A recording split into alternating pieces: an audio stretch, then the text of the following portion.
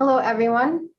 Today, what I'm going to do is talk about COVID-19 vaccines. It's been about 10 months since they've rolled out, so I'm going to give a very high-level overview of what we've learned so far.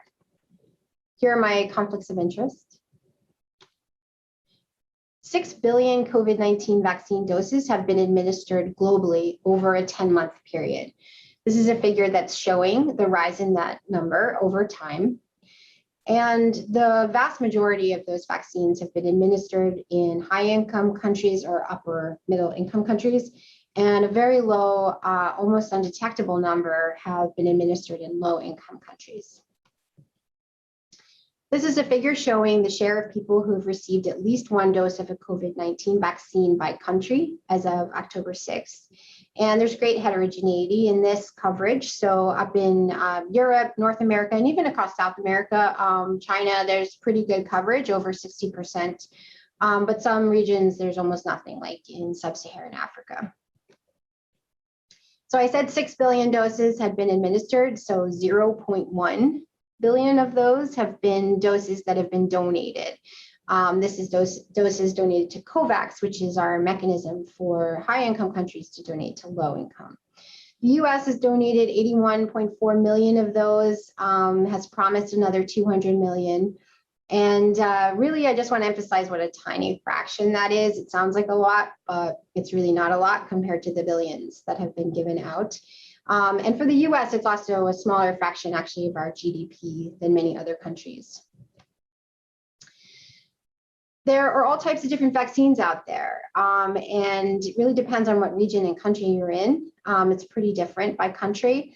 This is just a sample of some. There's no systematic collection of this data everywhere.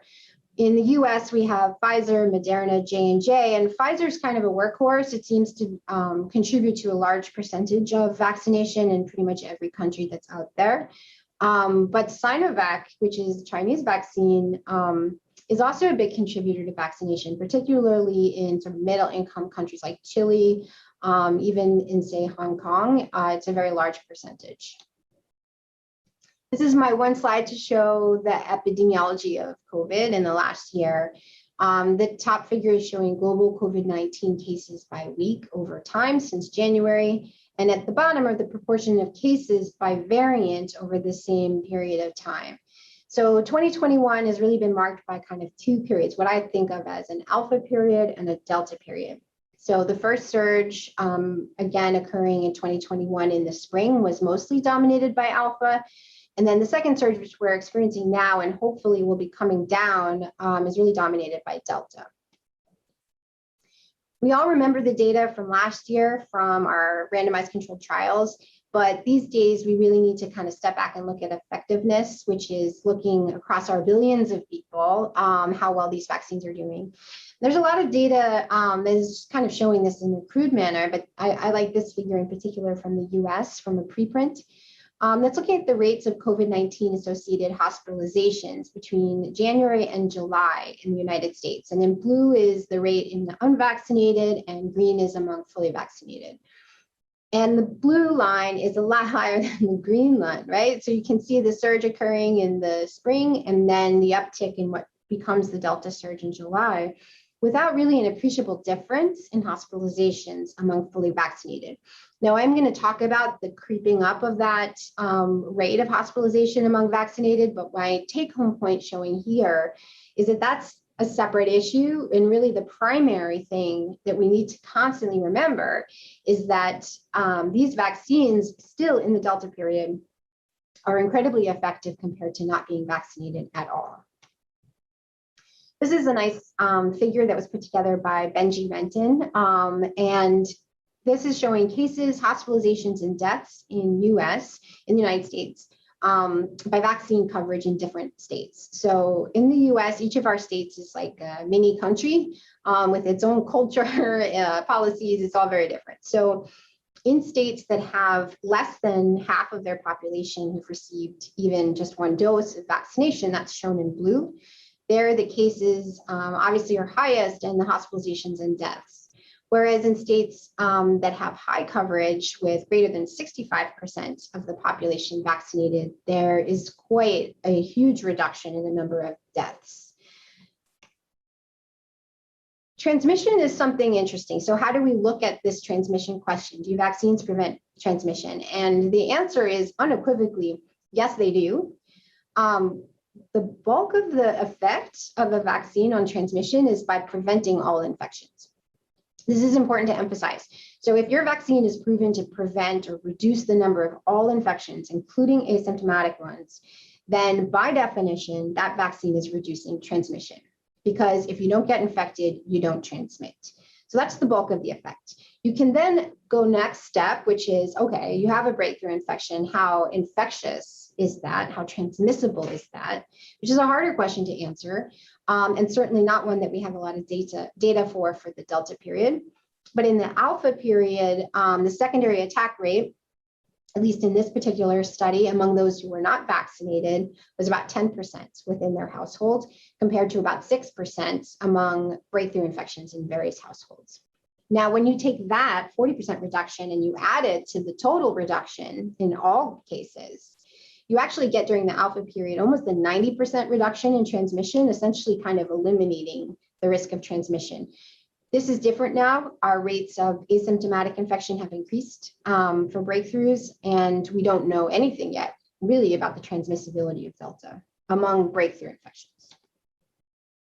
So how are we performing over time? Looking at these, I showed a little bit of a crude graph of the rates, but what about for our vaccinated folks? And a lot of us do live in these high vaccine coverage countries and want to know, like, how are our vaccines doing? And this is data looking at Pfizer and Moderna for hospitalizations, and it's broken out by age. And I really just want to focus on what I've boxed in right, which is for people who are over 65 years old. And here we're looking at 2 time periods, January to May, what I call Alpha, and then June to August, which is Delta. And the what I want you to observe is that there is 86% effectiveness in this older age cohort during the Alpha period, that at least for Pfizer was reduced to 73%. And this was a significant reduction during Delta. So, and this was seen to a lesser extent, but also for Moderna. Now, what you can't know from this data is what is causing this reduction in effectiveness. Is it waning immunity that's occurring? Or does it have something to do with Delta itself during this surge? So this is a figure from a preprint of Israeli data that really is trying to drill down on that question. What's causing this reduction in effectiveness? And the way that they did it is they looked at the rates of severe COVID-19 among different age cohorts, among infections specifically in July. So if you think about it, they're essentially controlling for Delta. Everyone's being infected with Delta in this cohort, but they separated the individuals by when they got vaccinated, which is what they call their vaccination period. So in the dark column is the rate of severe COVID in older population who were vaccinated in January versus the same age cohort who were vaccinated in April. And again, these people are all getting breakthrough infections with Delta. And there's clearly a much higher rate among those who were vaccinated in January. So the take home from this, which I think really does hone in on the question, looks like or suggests that the bulk of the reduction of vaccine effectiveness is because of waning immunity. Here's another study that looked at the drifting down of vaccine effectiveness by the time since full vaccination. So looking at the decline over time. On the right is showing, at least here, pretty robust maintenance of vaccine effectiveness against hospitalization, at least up to about 6 months following vaccination. Now, in the older cohort, maybe in the blue line there, you can see a bit of a drifting down of that effectiveness, which we are appreciating, for example, in that Israeli data. But what I really want to emphasize is the reduction in effectiveness against all infections, which is shown on the left, which is really going from a peak of about 80 to 90% reduction down to 40%. And even in some data that just came out in the New England Journal of Medicine, maybe even as low as 20, 30% against all infections. And this has significance because of transmission, because like I argued, the bulk of a transmission effect has to do with how many asymptomatic infections that you're stopping. Here's a study that the CDC discussed a couple of weeks ago that, again, tried to tease apart the effect, like what's causing our decrease in vaccine effectiveness, and if it's, again, waning immunity or Delta. And here they're really showing, it's both. So on the left, it's kind of easier to see for the mRNA vaccines, showing that in green, which is in the pre-Delta era, there is a reduction in effectiveness over time. And then with red, that's the Delta era, there is also pretty much along the same kinetics, a reduction of effectiveness over time. But there is a separation between these two curves. They start out a little bit different, but then they definitely separate over time, showing that effectiveness and those reductions in effectiveness are more pronounced during the Delta period. On the right, I'll just make a note that J&J is a funny vaccine in that, first of all, don't forget, it starts out with a much lower effectiveness than the mRNA vaccines. Of course, this is one dose of J&J, but has this interesting phenomenon of maintaining its effectiveness over time, which you can see in the Delta period. It doesn't wane, which is fascinating. So it'll be really interesting to see if that holds up with 2 doses, where you might have high effectiveness as well. So in Israel, they started to notice this phenomenon of increased breakthrough infections earlier in the summer. And this is a figure showing the severe cases that were occurring during the late summer. And in black is showing the rise in new severe cases among unvaccinated individuals compared to the rise among older individuals who are vaccinated. Now, these are 2 different groups of people, right? Like totally different, older people versus people who've declined vaccination, but nevertheless, crude numbers, not great, right? The curves look about the same, and they're certainly rising at the same rate. So what they did is they rolled out their boosters to people over 60 years old.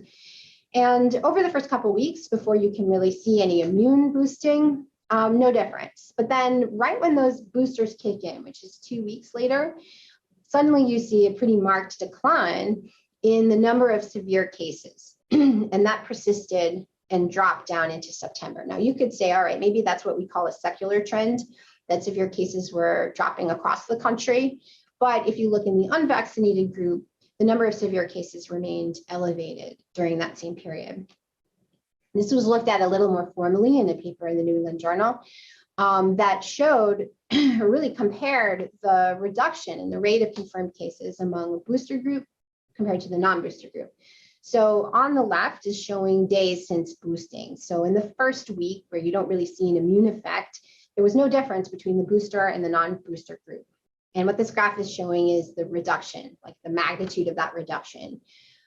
Between 7 and 14 days, when your antibodies really start to jump, that's where you start to see bigger and bigger reduction compared to boosting, and that was persistent over the first month. So the summary of what I want to tell you, where are we 10 months later? So 6 billion COVID-19 doses have been administered, and there is really extreme and really terrible inequity in the global vaccine distribution, with low-income countries really being ignored here. There's regional variation in which vaccines are used, but really Pfizer's the most common. Here's my big take-home message.